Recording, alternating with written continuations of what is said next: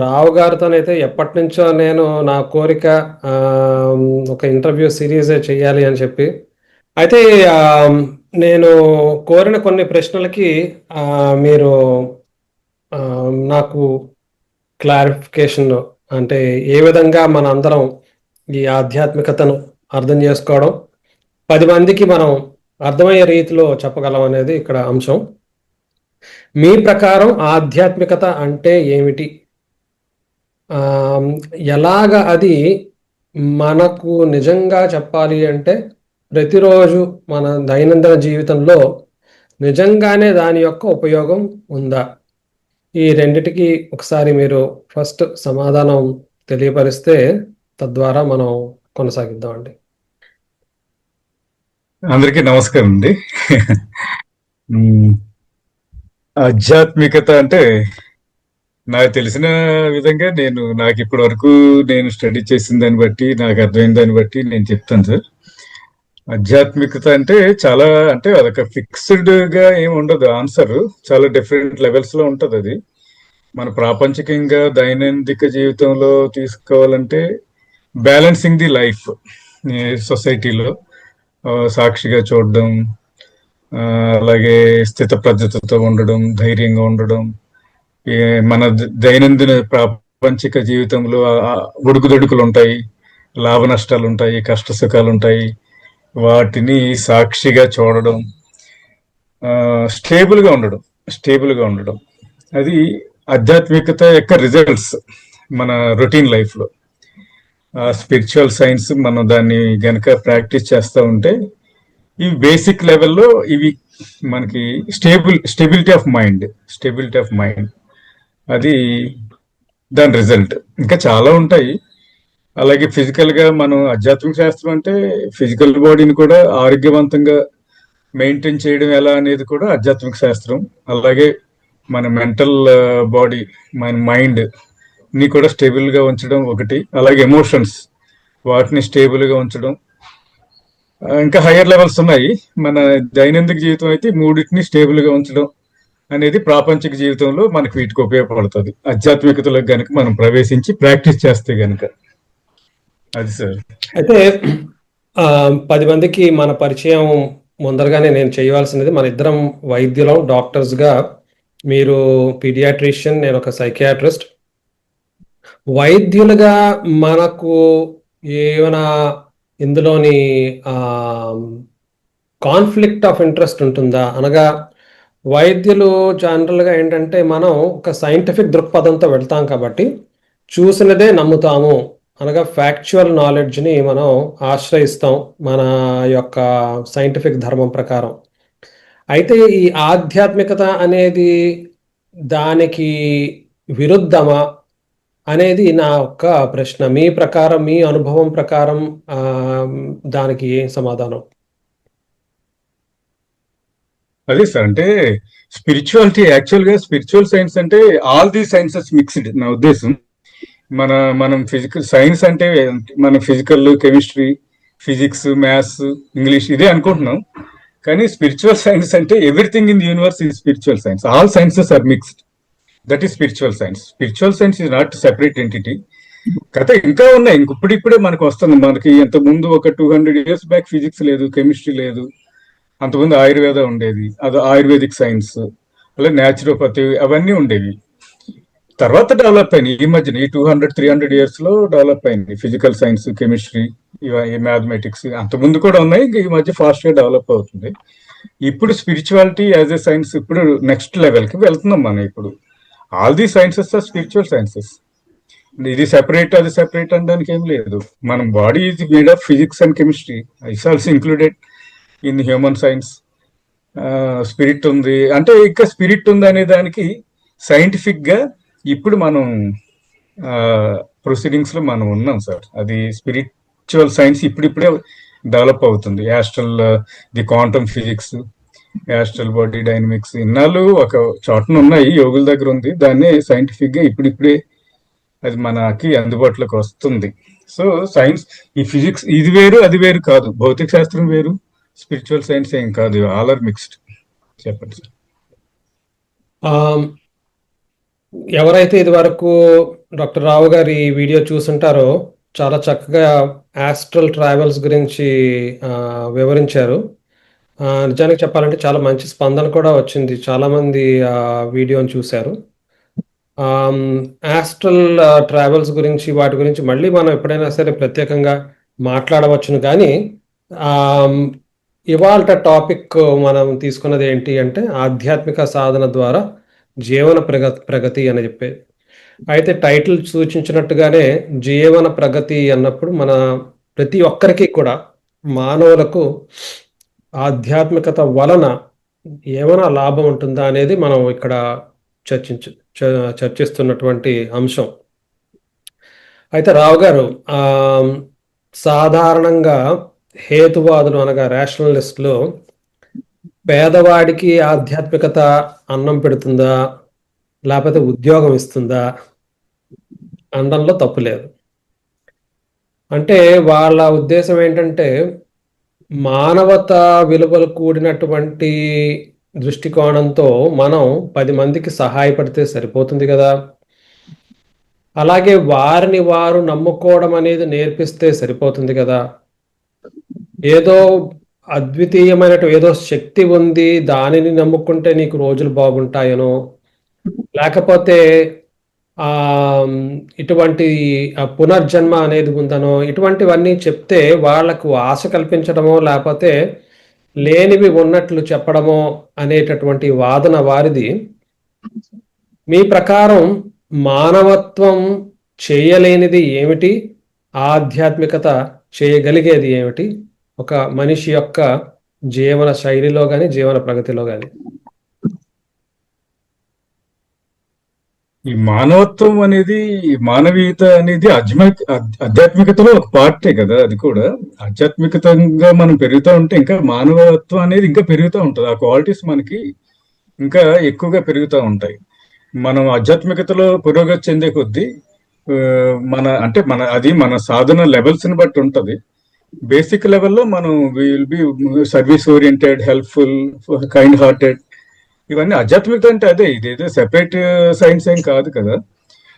మీరు అన్నట్టు లేని వారికి తిండి పెడతారు, హెల్ప్ అవసరం వాళ్ళకి హెల్ప్ చేస్తారు, మనం చేయగలిగింది మనం చేస్తాం. ఇది సెపరేట్, అది సెపరేట్ కాదు. మానవీయత అనేది, మానవతావాదం అనేది ఆధ్యాత్మికతావాదంలో ఒక పార్టే. అది కూడా it's not a separate sir, it's not separate. అయితే మరి చాలా ఇప్పుడు నాస్తికులు ఉన్నారంటే వాళ్ళు కూడా బహుశా మానవత్వం కలిగినటువంటి వారే అవుతారు ఆధ్యాత్మికత లేనప్పటికీ కూడా. మరి ఆధ్యాత్మికత అనేది ఏ విధంగా వేరు, లేకపోతే అది ఏ విధంగా ఒక వ్యక్తిలో మార్పు తీసుకొస్తుంది ఈ పద్ధతులను అనుసరించడానికి? అంటే మనిషికి వాళ్ళ అండర్స్టాండింగ్స్ ని బట్టి డిఫరెంట్ లెవెల్స్ లో అండర్స్టాండ్ చేసుకుంటూ ఉంటారు. దీని కొంతమంది ఫిజికల్ భౌతికంగానే చూస్తారు, కొంతమంది ఇప్పుడు మీరున్నారు అనుకోండి, మీ వృత్తిరీత్యా మీరు మెంటల్ సైన్స్, ఎమోషనల్ సైన్స్ కి ఎక్కువ ప్రిఫరెన్స్ ఇస్తారు, మెంటల్ డిసీజెస్ వాటికి. ఇంకా నెక్స్ట్ లెవెల్ లో కూడా ఉన్నాయి. ఇప్పుడు ఎక్కువ మంది ఏంటంటే మనం భౌతికంగా ప్రాపంచికంగా ఉన్నాము, అందువల్ల మీ ఫిజికల్, మెంటల్, ఎమోషనల్ గానే మనం ఆలోచిస్తున్నాం. కానీ ఇంకా హయ్యర్ లెవెల్స్ ఉన్నాయి అనేది మన యోగిక్ సైన్స్ మనకి తెలుపుతుంది. హయ్యర్ లెవెల్స్ అంటే astral body dynamics, spiritual science, cosmic science, అవన్నీ మనం ఎక్కడ ఈ 3 బాడీస్ లోనే ఆగిపోయాం. యాక్చువల్ గా భౌతికంగాను, మానసికంగాను, మెంటల్ గానే ఆగిపోయాం. కానీ ఇంకా అవి దాటిన తర్వాత నెక్స్ట్ లెవెల్స్ అదే యోగులు నెక్స్ట్ లెవెల్స్ కి వెళ్ళిపోయారు. ఈ బాడీస్ దాటిపోయి ఈ ఇన్ఫ్లుయెన్సెస్ ని దాటి నెక్స్ట్ లెవెల్ కి, అంటే యాస్ట్రల్ బాడీ లెవెల్స్ కి, స్పిరిచువల్ లెవెల్స్ కి వాళ్ళు అసెండ్ అయ్యారు. కాబట్టి వాళ్ళు చెప్పగలుగుతారు. ఇప్పుడు ఫిజిక్స్ ఉందనుకోండి, ఫిజిక్స్ స్టడీ చేసిన వాళ్ళు ఫిజిక్స్ చెప్తారు, మిగతా వాళ్ళకి తెలీదు. కెమిస్ట్ వచ్చి కెమిస్ట్రీ గురించి చెప్తాడు, మనకు తెలీదు. అలాగే యోగులు ఈ 3 బాడీస్ ని ట్రాన్సెండ్ చేసి నెక్స్ట్ లెవెల్స్ కి వెళ్ళారు వాళ్ళు. ఈ astral levels, spiritual body levels వాళ్ళు టచ్ చేశారు. టచ్ చేయడం బట్టి ఆ సైన్స్ వాళ్ళు, అంటే థర్డ్ ఐ ఓపెనింగ్, మీ సూక్ష్మ శరీరయానాలు, అలాగే కాస్మిక్ మైండ్, మన మైండ్ ని కాస్మిక్ మైండ్ లో యునైట్ చేసి కొన్ని మ్యానిపులేట్ చేయడాలు, పరకాయ ప్రవేశాలు మన శాస్త్రాల్లో ఉన్నాయి ఇవన్నీ. కాకపోతే అవన్నీ హయ్యర్ లెవెల్స్. మనం ఏంటంటే ఇంకా భౌతికంగానే ఎక్కువగా ఆలోచిస్తున్నాం కాబట్టి భౌతికంగా మానవీయత అంటే ఏదో ఫిజికల్ గా హెల్ప్ చేయడం అంతవరకు అనుకుంటున్నాం. వాళ్ళు కొంతమంది ఫిజికల్ గా హెల్ప్ చేస్తారు, భౌతికంగా కొంతమంది మెంటల్ గా హెల్ప్ చేస్తారు, అలాగే ఎమోషనల్ కొంతమంది సపోర్ట్ ఇస్తూ ఉంటారు. వీళ్ళు నెక్స్ట్ లెవెల్, వీళ్ళు ఆ, ఇంకా హైయర్ లెవెల్స్ ఉన్నాయి. ఆ లెవెల్స్ లో ఎవరు ఏ లెవెల్లో ఉంటే ఆ లెవెల్లో హెల్ప్ చేస్తూ ఉంటారు. అది పెద్ద విషయం ఏముంది దాంట్లో. ఆ, మన ఎవల్యూషన్ బట్టి ఉంటుంది అదే. ఓకే. మీరు చెప్తుండగా నాకు ఒకటి ఏం గుర్తొచ్చిందంటే, సాంఖ్యకారిక అని ఒక పుస్తకం ఉంటుంది. ఈశ్వర కృష్ణ అనే ఆయన సాంఖ్య దర్శనాన్ని బాగా సులువుగా రాశారు ఆయన. ఆయన మొదటి శ్లోకం, మామూలుగా సంస్కృత గ్రంథాలకి మొదటి శ్లోకం ఎప్పుడు కూడా మంగళ శ్లోకం అనేది ఉంటుంది. మంగళ శ్లోకం అయిన తర్వాత నెక్స్ట్ ఏంటంటే గోల్ సెట్టింగ్. అసలు ఏంటి ఆ, ఈ యొక్క పుస్తకం రాయడానికి కారణం ఏంటి, ఏంటి అచీవ్ చేయడానికి ప్రయత్నిస్తున్నాము అనేది నెక్స్ట్ ఉంటుంది. సో అందులో ఆయన అనే విషయం ఏంటంటే, దుఃఖము అనేటటువంటిది వాస్తవం. ప్రతి వ్యక్తికి కూడా దుఃఖం అనేటటువంటిది అనుభవిస్తాడు. కానీ దుఃఖము అంటే కేవలం బాధ విచారం అనే కాదు. దుఃఖము అనేటటువంటిది సాంసారిక జీవనంలోని మనం పెంపొందించుకునేటటువంటి బంధము, అటాచ్మెంట్ అవన్నీ కూడా దుఃఖంలో వస్తాయి.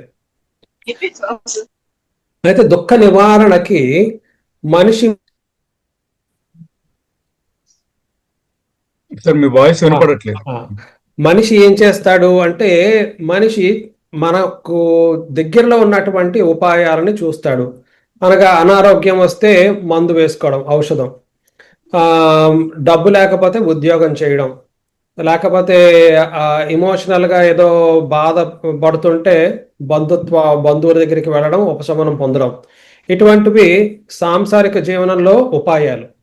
కానీ ఇవేవి చేసినాట అవి తాత్కాలికమైనటువంటి రిజల్ట్ మాత్రమే గాని, ఎవరు మ్యూట్ చేసుకోవాలండి మీరు, తాత్కాలికమైన రిజల్టే గాని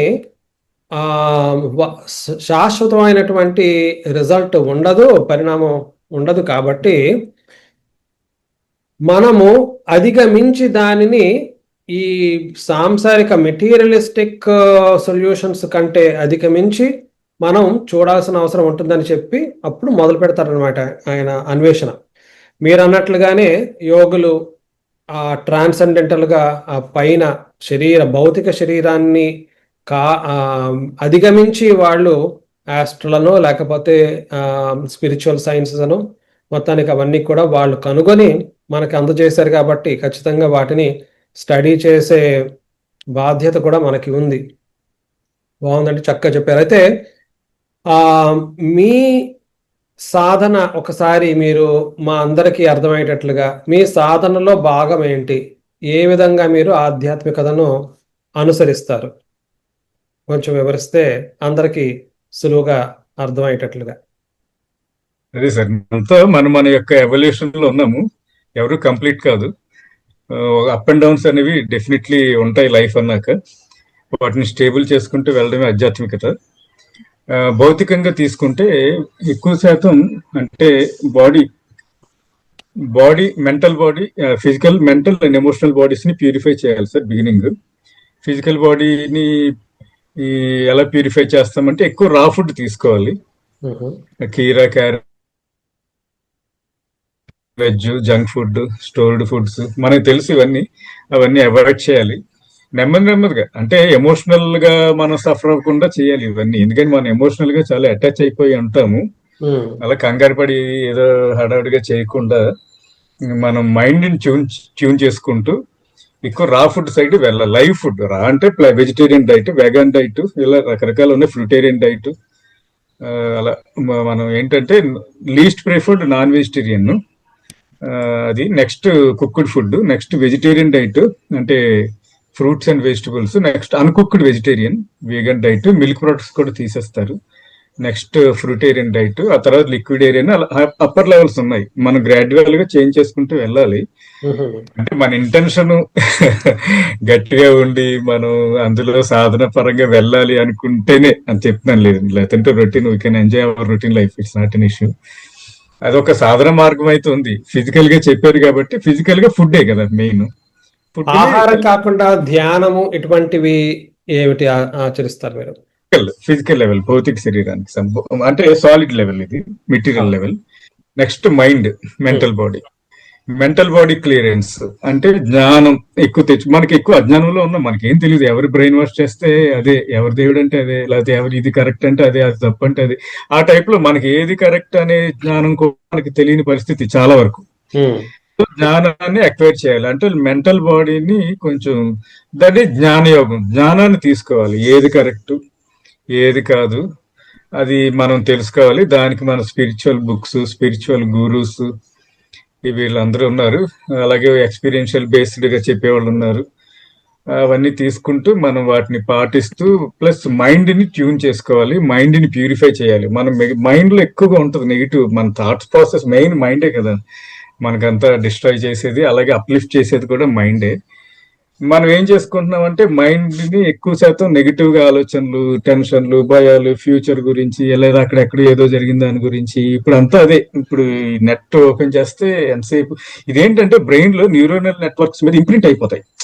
మనం చూసే బొమ్మలు, వినే వాక్యాలు, అవి చూసేవి, వినేవి, చదివేది అంతా ఇంప్రింట్ అయిపోవడం వల్ల బ్రెయిన్ కొంచెం మెంటల్ బాడీ సఫరింగ్ లో ఉంటది, ఎప్పుడు యాక్టివ్ గా ఉంటది. యాక్చువల్గా యోగా అంటే మైండ్ ని తెల్ల పేపర్ లో చేయాలి, వైట్ పేపర్ లాగా. అంటే ఇంప్రెషన్స్ ఏమి ఉండకూడదు. మనం ఏంటంటే ఇప్పుడు ఇలా చూసేది, ఆ వస్తువులు అవనివ్వండి, పేపర్ లో చూసేవి, టీవీలో చూసేవి, సెల్ ఫోన్, ఇవన్నీ బ్రెయిన్ లో పిక్చరైజ్ అయిపోతున్నాయి. అవంతా అవే రిపీట్ అవుతా ఉండడం వల్ల బ్రెయిన్ ఈజ్ ఆల్వేస్ యాక్టివ్. యోగాలో ఏంటంటే పర్పస్ ఆఫ్ స్పిరిచువాలిటీ ఏంటంటే we have to clear those impressions అన్నమాట. సో అలా మెంటల్ బాడీని క్లియర్ చేయాలి ఇంప్రెషన్స్ నుండి. నెక్స్ట్ ఎమోషనల్ బాడీ వస్తుంది. ఎమోషన్స్ మనకు తెలుసు కదా, మన బంధాలు, ఇంట్లో ఫ్యామిలీ మెంబర్స్ మీద బంధాలు, లేదా బయట వాళ్ళ మీద, లేకపోతే ఫ్రెండ్స్ మీద, లేకపోతే ఇలా ఎమోషనల్ బాండింగ్స్, వాటిని కూడా క్లియర్ చేయగలగాలి. బాండింగ్స్ అనేవి బంధాల నుండి కూడా బయటపడగలగాలి. ఇవన్నీ చేయగలిగితే నెక్స్ట్ లెవెల్ కి వెళ్తాం. మనం నెక్స్ట్ లెవెల్ కి వెళ్ళలేకపోవడానికి కారణం ఏంటంటే ఈ మూడిట్లోనే మనం అయిపోయాం. ఈ రేషనలిస్ట్ అవనండి, వేరే మన సైంటిస్ట్ ఏంటంటే ఆ లెవెల్ కి వెళ్ళలేదు. వాళ్ళు ఈ మూడిట్లోనే ఉండిపోయారు. ఫిజికల్, మెంటల్, ఎమోషనల్ బాడీస్ మీదే యాక్ట్ చేస్తున్నారు. అందువల్ల they have not experience the other dimensions, astral and spiritual. Yogis వాళ్ళు కూడా, అంటే యోగులు అంటే మనం డిఫరెంట్ స్టేజెస్ ఉంటాయి, అవి కూడా అందరూ, నో వన్ ఈజ్ కంప్లీట్. ఎవరు ఎంత లెవెల్లో ఉన్నారు అనేది ఆ జ్ఞానాన్ని మనకి ఇచ్చారు. ఈ కొంచెం ట్రాన్స్ఫర్ చేసిన వాళ్ళు వాళ్ళ ఎక్స్పీరియన్సెస్ చెప్పబట్టే కదా మనకి తెలిసినవి ఇవన్నీ ఉన్నాయి అని, కూడా అదర్ డైమెన్షన్స్ ఉన్నాయని మనకి ఎందుకు తెలిసిందంటే వాళ్ళు మనకి వాళ్ళ ఎక్స్పీరియన్స్ ద్వారా మనకి చెప్పడం వల్ల. డైలీ సాధనలోని ఆహారం ఒకటైతే, రెండోది ధ్యానము అనేటి కూడా ప్రతిరోజు మీరు ఆచరిస్తారా? అవును సార్. అంటే మెడిటేషన్ చేయడం, ఈషా యోగా చేస్తాను, అప్పుడప్పుడు సన్ గేజింగ్ చేస్తాను. అదే ఇవన్నీ మైండ్ క్లియరెన్స్ కి. అంటే ఎప్పుడు మన కిందకి లాగుతూనే ఉంటది, మనం అలా పడేస్తూ ఉంటది. మనం సొసైటీలో ఉన్నాము, మన సాధన మనం చేస్తూ ఉండాలి. నేను ఈ ఈషా యోగా చేస్తాను, అలాగే సన్ గేజింగ్ అని ఉంటది, సన్ యోగా అని ఉంటది, అది కూడా అప్పుడప్పుడు చేస్తూ ఉంటాను. మెడిటేషన్స్, మన పిరమిడ్ పత్రిక చెప్పిన పిరమిడ్ మెడిటేషన్ అవి చేస్తాను. ఇవన్నీ బేసిక్ ఏంటంటే నెంబర్ ఆఫ్ థాట్స్ తగ్గించుకోవడానికి ఈ సాధనలు ఇవన్నీ. సామాన్యంగా ఒకళ్ళు ఎవరైనా సరే రోజు ధ్యానం చేయాలి అంటే ఎంతసేపు చేస్తే బాగుంటుంది? మీ రికమెండేషన్ ఏంటి? ఎంతసేపు అది అనేది వాళ్ళ ఇండివిజువల్ సార్. అవన్నీ వాళ్ళ ఇంటెన్షన్ ఉంటుంది, వాళ్ళ టైం, వాళ్ళ ఎంత డెడికేటెడ్ గా ఉన్నారు అనేది ముందు స్టార్ట్ చేసేయాలి వాళ్ళు చేయాలనుకుంటే కనుక. ఎంతసేపు అనేది తర్వాత వాళ్ళ ఇన్నర్ వాయిస్ నుండి, వాళ్ళకున్న ఇంటెన్షన్ బట్టి, వాళ్ళ నెక్స్ట్ లెవెల్స్ కి వెళ్ళాలా లేదా అని వాళ్ళకున్న ఉద్దేశాన్ని బట్టి, వాళ్ళకున్న లోవర్ లెవెల్ బాండింగ్స్, ఇవన్నీ చాలా ఉంటాం. ఈ మాయలోనే ఉంటాం ఎక్కువ శాతం. వాళ్ళ తీవ్రతను బట్టి అవన్నీ వాళ్ళు ఎవరికి వాళ్ళు డిసైడ్ చేసుకుంటారు. బేసిక్ గా మనం తెలుసుకోవాల్సింది ఏంటంటే మైండ్ అండ్ హార్ట్ ప్యూరిఫికేషన్ మీద ధ్యాస పెట్టాలి. ధ్యాస పెడితే ఎంతో కొంత మనం ఎదుగుతూ ఉంటాం. అది ఆషమాషి సైన్స్ ఏం కాదు. ఎమోషనల్ మెంటల్ బాడీ నుండి మనం డిటాచ్ అవడం అనేది ఎవరి సాధనలో వాళ్ళు వెళ్ళాలి. ఎవరికి అందుబాటులో ఉన్నదో వాళ్ళు చేస్తారు. ఇవే కరెక్ట్, ఇవే చేయాలని ఏం లేదు. కొంతమందికి వేరే రకరకాలు వేరే అటాచ్ అవుతూ ఉంటారు, విగ్రహానికి అటాచ్ అవుతూ ఉంటారు. కొంతమంది సైన్స్ కి, స్పిరిచువల్ సైన్స్ కి, భగవద్గీతకి, లేకపోతే శాస్త్రానికి అటాచ్ అవుతారు. కొంతమంది గురువుకి అటాచ్ అవుతారు, వాళ్ళు చెప్పే సాధనకి అటాచ్ అవుతారు. కొంతమంది గురువులకి అటాచ్ అవ్వరు, సాధనకి అటాచ్ అవుతారు. ఇలా రకరకాల ప్రొసీజర్స్ ఉన్నాయి మనకి యోగాకి. కొంతమంది మంత్రం ద్వారా చేస్తారు, కొంతమంది శ్వాస మీద ధ్యాస, ఇలా. కానీ అలా మనకి ఏది నచ్చితే ఒక స్టెప్ ఒక అయిపోయింది, దీని అవసరం లేదన్నప్పుడు దాన్ని వదిలేయాల్సిన అవసరం కూడా ఉంది.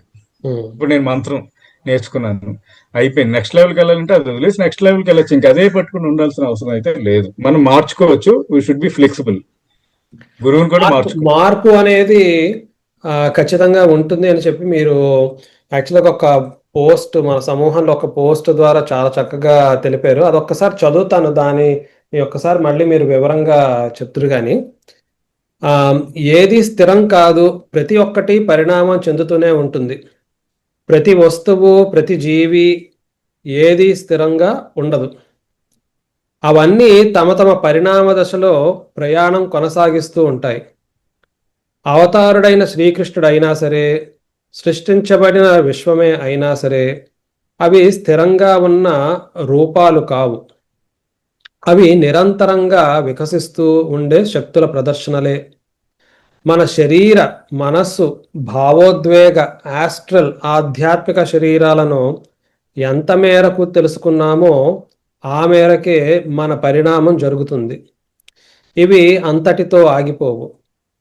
అవి విశ్వాత్మ శరీరంతో సమన్వయంలోకి రావడానికి సాగే ప్రయాణమే. ఎవ్వరూ సంపూర్ణంగా ప్రకాశించబడరు. తత్వజ్ఞాన పరిపక్వత మరియు ప్రకాశం అనగా ఎన్లైటన్మెంట్ అన్నది ఒక దశ కాదు, అది నిరంతరం జరిగేటటువంటి ప్రక్రియ. అది మాయను అధిగమించడంలో సాగే దీర్ఘమైన యాత్ర. మన చక్రాలను ఎంత మేరకు గలిగామో, మన శరీరాది అస్తిత్వాలను ఎంత మేరకు అధిగమించగలిగామో, అదే ఆధ్యాత్మికత ప్రకాశం యొక్క ప్రమాణం. ఆ తర్వాత నేను సమరైజ్ చేసిన వాక్యం ఇది: స్వయం ప్రకాశం మన గమ్యం, అప్పటి వరకు పరిణామమే మన ప్రయాణం. సో దీని మీద మీరు ఒక్కసారి వివరణ ఇస్తే చాలా బాగుంది. అందరూ కూడా బహుశా జాగ్రత్తగా వినే ఉంటారు అనుకుంటున్నాను. ముఖ్యంగా ఏంటంటే పరిణామం, మార్పు అనేటటువంటిది తప్పదు. ఇది ఒకసారి మీ ద్వారానే వినాలని ఉంది నాకు. అదే సార్, నథింగ్ ఈజ్ స్టాటిక్. ఏది ఫిక్స్డ్ ఏం కాదు. ఎవ్రీథింగ్ చేంజెస్ అనేది మనకు తెలుసు. ఎవల్యూషన్ లో we are in evolution, everything is changing. ఏంటంటే ఇప్పుడు మనం కూడా, ఇప్పుడు మనకున్న నాలెడ్జ్, మనకున్న ఈ భౌతిక శరీరం, మనకున్న నాలెడ్జ్, ఇది కూడా మారుతూ ఉంటుంది.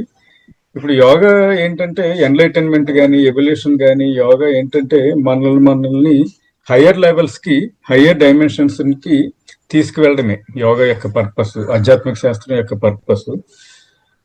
సో మనం ఏంటంటే యోగ శాస్త్రం ప్రకారం మెడిటేషన్స్ అవనివ్వండి, యోగాసనాలు అవనివ్వండి, ధ్యానాలు, ఇంకా చాలా ఉన్నాయి. వాళ్ళ గురుస్ వాళ్ళ క్రియలు వాళ్ళు ఇచ్చే క్రియలు, ఇవన్నీ ఏంటంటే మనలో చక్రాస్ ఉంటాయి కదా, ఈ ఎనర్జీ సెంటర్స్, ఈ మూలాధార, స్వాదిష్టాన, మణిపుర, అనాహత, విశుద్ధి, సహస్రార, ఈ చక్రాలు, ఈ ఎనర్జీ సెంటర్స్ ని లైటన్ అప్ చేసుకోవడం అనేది యోగ సాధన. అది చేస్తూ ఉంటే ఏమవుతుందంటే మనం ఈ కోరికల నుండి, అరిషడ్ వర్గాల నుండి బయటపడతాం. అలాగే మన ఈ బాడీస్ ని స్టిమ్యులేట్ చేయగలుగుతాం. మన మెంటల్, ఎమోషనల్ బాడీస్ ని మనం ట్రాన్సెండ్ చేయగలుగుతాం. అలా పైకి వెళ్తా ఉంటే నెక్స్ట్ లెవెల్స్ కి మనం నెక్స్ట్ లెవెల్స్ కి వెళ్ళగలుగుతాం. ఆ యాస్ట్రల్ టైమ్, ఆ థర్డ్ ఐ ఓపెన్ అవుతుంది, కుండల్ని రైజ్ అవుతుంది. అలాగే టెలిపతీస్ అంటే మనకి ఏదో తెలుస్తూ ఉంటది, ముందుగా కొన్ని శబ్దాలు వినపడతా ఉంటాయి. పారానార్మల్ పవర్స్ అంటారు కదా, అవి ఎక్స్ట్రా సెన్సరీ పర్సెప్షన్స్, ఇవన్నీ వస్తాయి. కొన్ని రేపు తర్వాత జరిగే ముందుగానే తెలుస్తూ ఉంటాయి. ఒక విధమైన అవేర్నెస్ పెరుగుతూ ఉంటది. ఇది ఇలా అంటే ఏది స్టాటిక్ గా అది కూడా అలా మన యొక్క సాధనని బట్టి అది ఆ హయ్యర్ లెవెల్స్ కి మనం అలా వెళ్తూ ఉంటాము. ఇంకా హయ్యర్ లెవెల్స్ కి వెళ్తే చాలా ఉన్నాయి, అన్బిలీవబుల్ థింగ్స్ చాలా ఉన్నాయి మనకి ఈ స్పిరిచువల్ సైన్స్ లో. అట్లీస్ట్ మన రేంజ్ కి ఈ యాస్ట్రల్ బాడీలో కొంతవరకు అయితే ఇప్పుడు అందరూ నమ్ముతున్నారు. ఇప్పుడిప్పుడే ఈ థర్డ్ డే అంటే చాలా మందికి మెడిటేటర్స్ కి వాళ్ళకి ఓపెన్ అవుతుంది, తెలుస్తున్నాయి కుండలిని రైజ్. అంటే ముందు సాధన చేయాలి కదా, ఇవన్నీ తెలియాలంటే సాధన చేస్తే తెలుస్తాయి, యోగ సాధన. సో సో ఇలా ఎవల్యూషన్ లోనే ఉన్నాం మనం, నథింగ్ ఈజ్ పర్మనెంట్. ఎన్లైటన్మెంట్ అంటే ఆ, ఇవన్నీ ఏది అంటే అదొక స్టాటిక్ పొజిషన్ కాదు కదా. మనం నెక్స్ట్ స్టెప్ కి వెళ్ళొచ్చు, నెక్స్ట్ స్టెప్ కి వెళ్ళొచ్చు, నెక్స్ట్ లెవెల్ కి వెళ్ళొచ్చు, నెక్స్ట్ లెవెల్ కి వెళ్ళొచ్చు. No one is completely enlighten. అలా మన యొక్క సాధన బట్టి, మన యొక్క ఎసెన్షన్ బట్టి మనం ఎన్లైటన్మెంట్ అనేది పెరుగుతూ ఉంటది. అది సార్ నా ఉద్దేశం. బాగుందండి. అయితే అక్కడ ముఖ్యమైన విషయం ఏంటంటే ప్రగతి అనేది కొనసాగుతూ ఉంటుంది కాబట్టి బహుశా ఇంకొకలా అర్థం చేసుకోవాల్సినది, దాని నుంచి మనకు ఏమాత్రం నిరాశ నిస్పృహ రాకూడదు. ఏమిటి గమ్యం ఇంకా చేరలేదు, గమ్యం ఇంకా చేరలేదు అనేటటువంటి కంగారు బెంగ ఏమి ఉండక్కర్లేదు. ఎందుకంటే ఈ అనంతమైన విశ్వంలోని మనం చేసేటటువంటిది చిన్న ప్రయత్నం, కానీ సరైనటువంటి మార్గంలోని మనం ఆ చిన్న ప్రయత్నం చేస్తే అదే క్రమేపీ ఆ బహుశా మనకు ఇంకా ఇంకా ఎక్కువగా దాని యొక్క ఆ లాభం మనకు భౌతికంగా కాకపోయినా సరే ఆధ్యాత్మికంగా లాభం బాగా మనకు ఆ తర్వాత గోచరిస్తుందని నేను అనుకుంటున్నాను. ఇది భౌతికంగా కూడా చాలా ఉపయోగపడుతుంది సార్. ఫిజికల్ హెల్త్ చాలా ఇంప్రూవ్ అవుతుంది హైయర్ లెవెల్స్ కి వెళ్ళే కొద్దీ. ఈ మనం చాలా మంది డిసీజెస్ తో సఫర్ అవుతున్నారు, మనకు తెలుసు. ఫిజికల్ గా తెలుసు, మెంటల్ గా మీకు చాలా చూసారు కేసెస్. అవన్నీ స్టెబిలైజ్ అవుతాయి. ఫిజికల్, మెంటల్, ఎమోషనల్ గా కూడా హెల్త్, ఈ మూడు హెల్త్ బాగా ఇంప్రూవ్ అవుతుంది. Physical health, mental health, emotional health ఆ హైయర్ లెవెల్స్ కి వెళ్ళే కొద్దీ, ఆ ఎనర్జీస్ మనలోకి తెచ్చుకునే కొద్దీ. అలా చాలా మంది ఉన్నాయి, ఎవిడెన్సెస్ ఉన్నాయి. ఇక్కడ ఒక ఇంట్రెస్టింగ్ పాయింట్ నేను ఎందుకు దాని గురించి మాట్లాడుతున్నానంటే, ఇప్పుడు సైకియాట్రిస్ట్ కాబట్టి కొన్నిసార్లు కొన్ని సైకాటిక్ డిజార్డర్స్ చూసినప్పుడు వారు మాట్లాడేటటువంటివి కొన్నిసార్లు ఆధ్యాత్మికత క్రాస్ అవుతుంది, రిలీజియాసిటీని క్రాస్ అవుతుంది. వాళ్ళు ఏదో చూసినట్లుగానో లేకపోతే ఏదో విన్నట్లుగానో. నాకు కూడా ఎక్కువగా ఆధ్యాత్మికత వైపు రీసెర్చ్ చేయాలనే ఉద్దేశం ఎప్పుడు పుట్టింది అంటే, నేను ఒక పేషెంట్ని చూసినప్పుడు అతను స్కిజోఫ్రెనిక్, అతనికి డయాగ్నోసిస్ అయితే ఇచ్చేసాం మేము. అయినప్పటికీ కూడా ఆయన ఇంకొక వేరే లెవెల్లో ఆధ్యాత్మిక విషయాలను చాలా అనర్గళంగా ఆయన మాట్లాడుతూ ఉన్నాడు అనమాట. సో దీనిని మా గ్రూప్ ఆఫ్ డాక్టర్స్ సైకాట్రిస్ట్లోని ప్రజెంట్ చేయడం జరిగింది. 2 layers ఆఫ్ ప్రెజెంటేషన్ అని చెప్పాను అనమాట. 2 layers అనగా ఏంటంటే, ఒకటేమో ఇంటాక్ట్ స్పిరిచువల్ అవేర్నెస్, రెండోదేమో completely kind of psychotic delusional kind of layer. ఇవి రెండు ఉన్నాయి కదా. మనం ఎలాగ వీటిని విడదీయాలి, లేకపోతే విడదీయాల్సిన అవసరం ఉందా? మూడోది ఏంటంటే, విడదీస్తే ఆధ్యాత్మిక కోణంలోని ఏమాత్రం అతనికి మనం న్యాయం చేయగలుగుతాము. ఈ విషయాలు మాట్లాడినప్పుడు మా అందరికీ కూడాను కన్ఫ్యూషన్ అయితే మటుకు ఏర్పడింది. సో ఇక్కడ నేను చెప్పబోయే పాయింట్ ఏంటంటే, ఒకటి మనకి అవేర్నెస్ ఉండడం మంచిది, కానీ రెండోది ఒక సైకియాట్రిస్ట్గా ఒక కాషన్ కూడా ఏంటంటే, మిక్స్ చేయడానికి మనకి అవకాశం లేదు. కొన్ని అనుభవాలు బహుశా నిజంగానే play of the mind or the trick of the mind అవ్వచ్చు. ఆ ట్రిక్ ఆఫ్ ద మైండ్ అయినప్పుడు అది ప్యూర్లీ సెన్సరీ ఎక్స్పీరియన్స్ అయ్యి పర్సెప్చువల్ డిస్టర్బెన్సెస్ రావడము, థాట్ డిజార్డర్ రావడము, అటువంటివి అయ్యే అవకాశం ఉంటుంది. ఎందుకంటే అది మెడికేషన్ ఇచ్చిన తర్వాత ట్రీట్ అవుతుంది కాబట్టి. బట్ అది పక్కకు పెడితే బహుశా ఆధ్యాత్మిక కోణంలోని కూడా వేరే అవేర్నెస్ ఎక్స్పీరియన్స్ కూడా జరుగుతూ ఉండొచ్చు కొంతమంది పేషెంట్స్లోని. ఇంకా ఫర్దర్ మా వైపు నుంచే, మా మెంటల్ హెల్త్ ఫీల్డ్ నుంచే ఇంకా ఎక్కువగా రీసెర్చ్ అండ్ అవేర్నెస్ వస్తే ఇంకా బాగా అర్థం చేసుకోగలుగుతున్నాం ఇటువంటి డ్యువాలిటీ ఉన్నటువంటి పేషెంట్స్ని. ఐ హోప్ నేను చెప్పినది మీకు నేను ఎక్స్ప్లెయిన్ చేయగలిగాను అనుకుంటున్నాను మరి. Yes sir, yes sir. Delusions, hallucinations అవి ఒకటి, యోగిక్ ఎక్స్పీరియన్సెస్ అది ఒక డైమెన్షన్, ఇది ఒక డైమెన్షన్. ఏది ఏంటి అనేది ఎవరి ఫీల్డ్ వాళ్ళకి తెలుస్తూ ఉంటది. చేయాలి. ప్లస్ ఇప్పుడు ఒక సైకియాట్రిస్ట్ గా ఆ అవేర్నెస్ కూడా ఉంటే మంచిది. అలాగే మిగిలిన ఫీల్డ్స్ లో కూడాను ఏది సైకియాట్రిక్ పాసిబిలిటీ ఉంది అనే అవేర్నెస్ కూడా ఉంటే కూడా మంచిదేమో. బట్ వాళ్ళని పక్కన పెడితే మాకు కనీసం, అందుకే రాయల్ కాలేజ్ ఆఫ్ సైకియాట్రిస్ట్ యూకేలోని నేను మెంబర్ అయి ఉన్న దాంట్లో ఇప్పుడు special interest sub speciality group ఏర్పడింది స్పిరిచువాలిటీకి. సో దట్ మేము ఇంకా బెటర్ అండర్స్టాండింగ్ పొందొచ్చు ఒక స్పిరిచువల్ కోణంలోనని చెప్పి. అయితే ఇంకొక పోస్ట్ మీరు ఓషో గారిది షేర్ చేశారు, అది నాకు చాలా నచ్చింది. అది కూడా నేను ఒకసారి షేర్ చేస్తాను ఇక్కడ అందరికి స్క్రీన్ మీద, అది కూడా చదువుతాను. దీని గురించి కూడా మీరు ఒక్కసారి కమెంట్ చేయగలిగితే సంతోషిస్తా. ఇది చిన్న ఓకే చదివేస్తాను. ఈ ఓషో సందేశం ఎంతో లోతైనది, మానసిక విజ్ఞానం మరియు ఆధ్యాత్మికత మధ్య అంతరాన్ని విపరిణమంగా చూపిస్తుంది. దీన్ని తెలుగులో భావార్థ సహితంగా అనువదించాను. భావనను నష్టం చేయకుండా, బహుశా అది సమంగా టైప్ అవ్వాల. ఆసక్తి కోరవద్దు అనగా అటెన్షన్ కోరవద్దు. మీరు ఎప్పుడూ లేరు అన్నట్లు జీవించండి. మీ ఉనికిని ఎవరు గుర్తించకుండానే జీవించండి. మీరు ఎక్కడున్నారో, మీరు ఏం చేస్తున్నారో ఎవరికీ తెలియకుండానే కదలండి. మీ నడకకు చప్పుడు ఉండకూడదు. మీ ఉనికి ఒక నీడలా ఉండాలి. ఇలానే జీవించినప్పుడే ఆధ్యాత్మికత అనే అంతర్గత విస్ఫోటనానికి నీవు అర్హుడవుతావు. లేకపోతే అహంకారం అడ్డుగోడలా నిలుస్తుంది. అది నిన్ను లోపల నుండి నశింపజేస్తుంది. నీవెందుకు ఇతరుల దృష్టిని కోరుతున్నావు? అందుకే నీవు ఎవరో నీవు తెలుసుకోలేకపోతున్నావు. కానీ ఇతరుల దృష్టిలోంచి నీవు నిన్ను ఎలా తెలుసుకోగలవు? దర్పణంలో చూసుకుంటే ఎలా తెలుస్తుంది? అభినందనలలో, విమర్శలలో నీవు నిన్ను ఎలా కనుగొంటావు? అంటే ఇక్కడ అర్థం పెట్టినా లేకపోతే ఇంకొక లెవెల్లో చెప్పినా సరే నిన్ను నువ్వు తెలుసుకున్నట్లా అనేది ఇక్కడ ప్రశ్న. అవి దర్పణాలే, నిజం కాదు. స్నేహితులు, శత్రువులు వారందరూ నీ కోసం ప్రతిబింబాలే.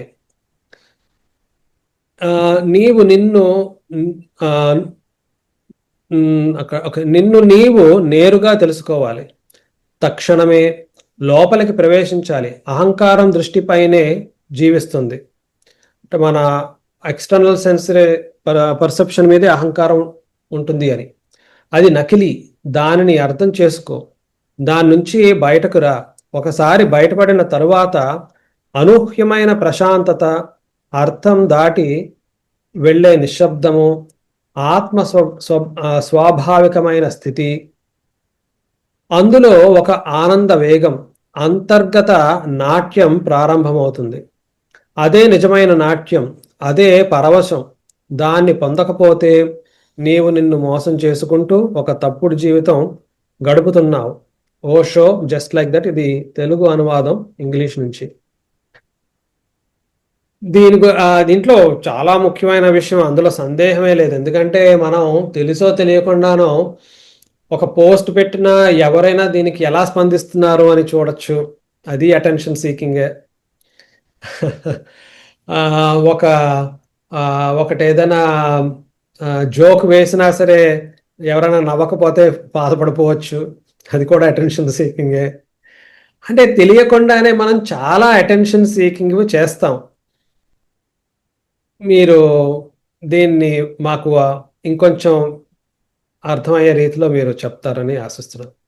ఒక ఏంటంటే స్పిరిచువల్ లో ఈ 3 బాడీస్ అనుకున్నాం కదా, ఫిజికల్, మెంటల్, ఎమోషనల్ బాడీస్ ని. వీటిని ట్రాన్సెండ్ చేసాక మనం ఒక అలౌకిక ప్రపంచంలోకి మనం ఎంటర్ అయిపోతాం. ఒక భావాతీత ప్రపంచం అంటారు. అక్కడ ఏంటంటే మైండ్ శూన్య స్థితిలో ఉంటాం. ఇవన్నీ పట్టించుకోం మనం. Just we will act. ఇంకేంటంటే మన యోగులు చూసాం కదా, రమణ మహర్షి గారు అవనివ్వండి, కొంచెం హైయర్ లెవెల్ యోగులు వెళ్ళినప్పుడు వాళ్ళు ఏంటంటే ప్రజలు ఏమనుకుంటున్నారు, వాళ్ళకి సోషల్ కండిషనింగ్ మీద వాళ్ళు ఏమి ఉండరు. వాళ్ళ లయ స్థితిలో ఉంటారు.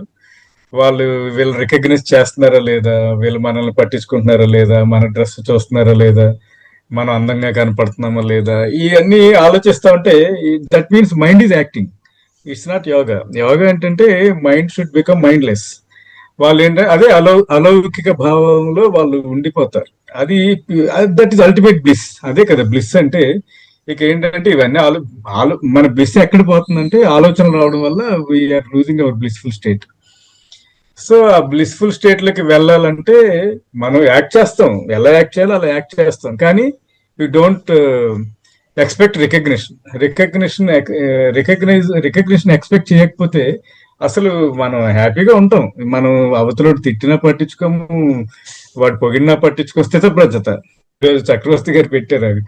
ఏది పొగిడినాగా ఒకలానే ఉంటాం, తిట్టినా ఒకలానే ఉంటాం, పట్టించుకున్నా పట్టించుకోకపోయినా మన అలౌకిక ఆనందంలో మనం ఉంటాం. అదే కదా యోగా యొక్క బ్లిస్ఫుల్ స్టేట్. యోగా యొక్క ఫైనల్ పర్పస్ ఏంటంటే సొసైటీ అనే కాదు, మన చుట్టుపక్కల వాళ్ళనే కాదు, మన పరిస్థితి, మన యొక్క మనస్సు, మన యొక్క ఆలోచన విధానాన్ని ట్రాన్సెండ్ అయిపోయి అవన్నీ పట్టించుకోకుండా ఆ బ్లిస్ఫుల్ స్టేట్ ని మెయింటైన్ చేయడమే ఈ పర్పస్ ఆఫ్ స్పిరిచువల్ సైన్స్.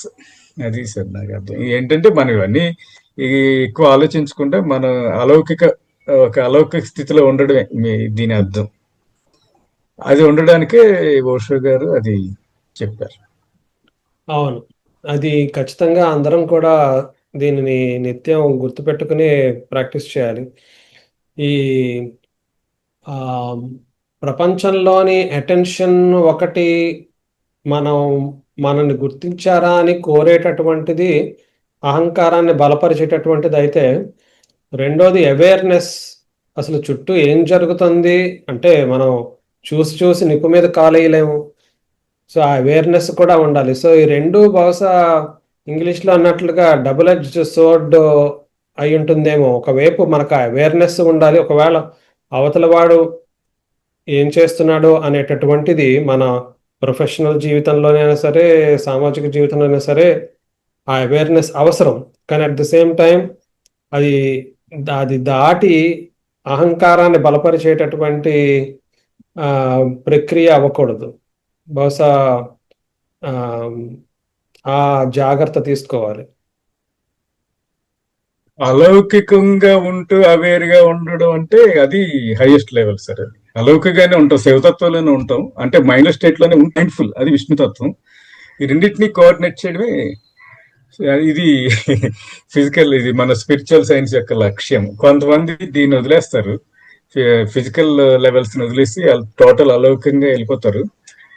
కొంతమంది అలౌకికం ప్లస్ అలౌకిక స్థితి ఉంటూ శివతత్వాన్ని ఎంజాయ్ చేస్తూ ఈ అవేర్నెస్ లెవెల్స్ ని అవేర్ గా ఉంటారు ఫిజికల్ లెవెల్లో. మనం ఇప్పుడు యాక్చువల్ గా శివ పార్వతుల యొక్క పుత్రుడే కదా ఎవరు, వినాయకుడు.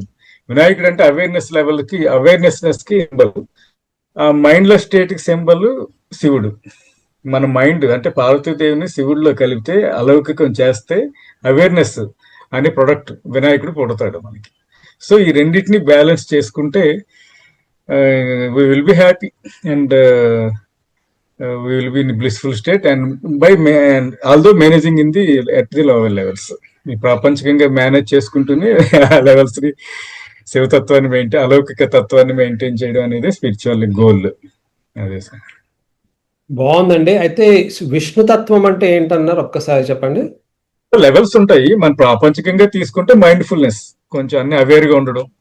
కృష్ణతత్వం, మనం కృష్ణుని చూసాం కదా, అన్ని మేనేజ్ చేస్తూ ఉంటారు ఆయన. మనం అంటే అవేర్ గా ఉండడం అనేది విష్ణుతత్వం ఫిజికల్ లెవెల్లో. ఇంకా హయ్యర్ డైమెన్షన్స్ చాలా ఉన్నాయి మన రేంజ్ కి. అంటే ప్రతిదానికి చాలా డైమెన్షన్స్ ఉంటాయి. ఈ ప్రాపంచికంగా అయితే మైండ్ఫుల్నెస్ విష్ణుతత్వం అంటే. బాగుందండి. సర్వే సంతు నిరామయాః, సర్వే భద్రాణి పశ్యంతు, మా కశ్చిత్ దుఃఖ భాగ్ భవేత్. ఓం శాంతి శాంతి శాంతి.